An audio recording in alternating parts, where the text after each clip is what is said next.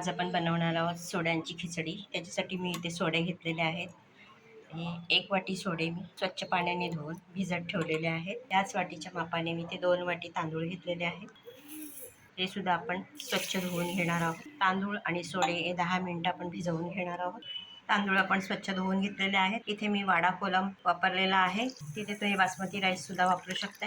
आता हे आपण इथे 10 मिनिटं भिजवून घेणार आहोत. इथे सोडे सुद्धा स्वच्छ धुवून घेतलेले आहेत. ते सुद्धा 10 मिनिटं भिजवून घेणार आहोत. 10 मिनिटं झालेली आहेत. कढईमध्ये मी तेल गरम करून घेतलेले आहे. 2 मोठे चमचे त्याच्यामध्ये टाकणार आहोत.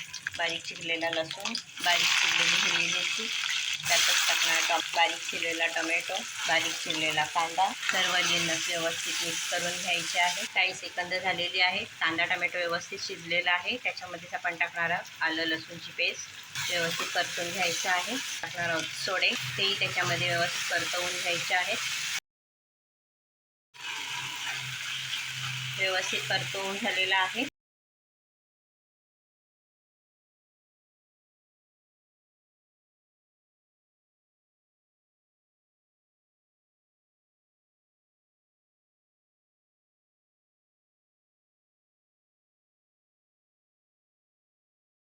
त्यातच आपण टाकणार आहोत चवीप्रमाणे मीठ. तेही मिक्स करून घ्यायचं आहे. पाणी टाकणार आहोत. सर्व मिश्रणाला छान उकळी येऊ द्यायची आहे. सोडे लवकर शिजतात. त्याच्यामध्येच आपल्याला तांदूळही शिजवायचे आहेत. वाटी तांदूळ घेतलेले होते. छान उकळी आलेली आहे. आता भिजवून घेतलेले तांदूळ आपण त्याच्यामध्ये ऍड करणार आहोत. 2 वाटी तांदळाला आपण 4 वाटी पाणी वापरले. आता ही खिचडी व्यवस्थित पूर्ण मध्यम आचेवर शिजवून घ्यायची आहे. नंतर 2-3 मिनिटं आपण तांदूळ व्यवस्थित मिक्स करून घेतलेले आहे. आता आपण त्याच्यामध्ये टाकणार आहोत कोथिंबीर. 15 मिनिटं आपण मध्यम आचेवरती छान शिजवून घ्यायची आहे. 10 मिनिटं झालेली आहेत. आता मी याच्यावरती झाकण ठेवते.